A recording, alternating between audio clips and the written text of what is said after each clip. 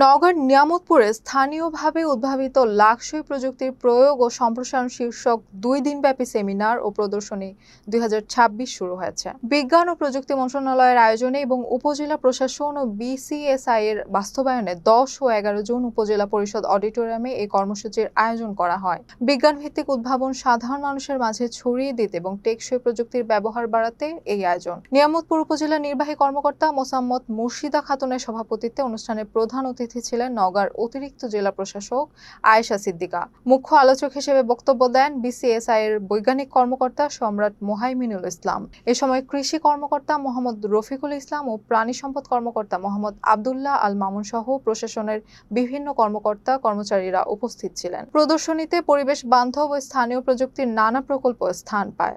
আয়োজকরা জানান, তরুণদের মধ্যে বিজ্ঞান মনস্কতা ও উদ্ভাবনী চিন্তা গড়ে তুলতে এই প্রদর্শনী গুরুত্বপূর্ণ ভূমিকা রাখবে।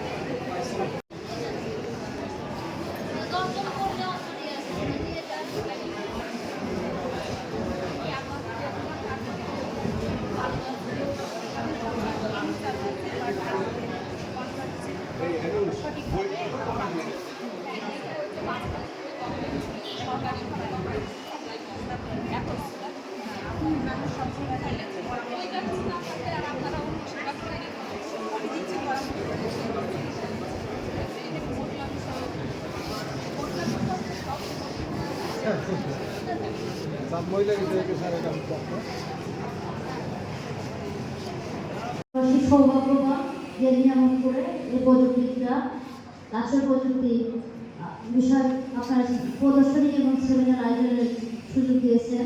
আপনাদেরকে অসংখ্য ধন্যবাদ যে নিয়ামতপুরকে বেছে নিয়েছিলেন। তো যে কোনো প্রদর্শনী এবং সেমিনারের কিছু লক্ষ্য এবং উদ্দেশ্য থাকে। আমরা জানি বাংলাদেশে এখনো একদম উন্নত দেশ হতে পারেনি। আমরা আস্তে আস্তে হাঁটি হাঁটি পা পা করে উন্নত দিকে এগিয়ে যাচ্ছি। আমরা যে কোনো একটি দিকে উন্নয়ন করলে কিন্তু আমরা শারীরিকভাবে উন্নত হতে পারবো না।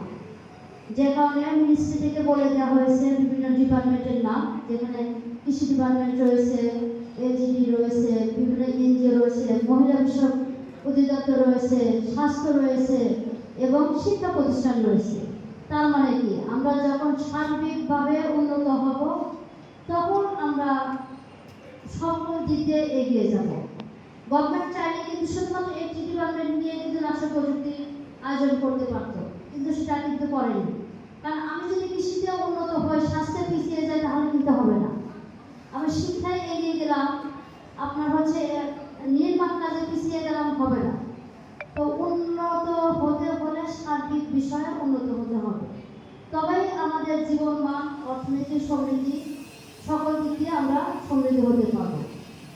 তো আজকে এই অনুষ্ঠান সফল করার জন্য যারা নিরলস পরিশ্রম করেছেন তাদের প্রতি বিশেষভাবে কৃতজ্ঞতা এবং বিশেষভাবে ধন্যবাদ জ্ঞাপন করছি আমার শ্রদ্ধেয় এডিসি শিক্ষা এবং আইসিটি স্যারকে।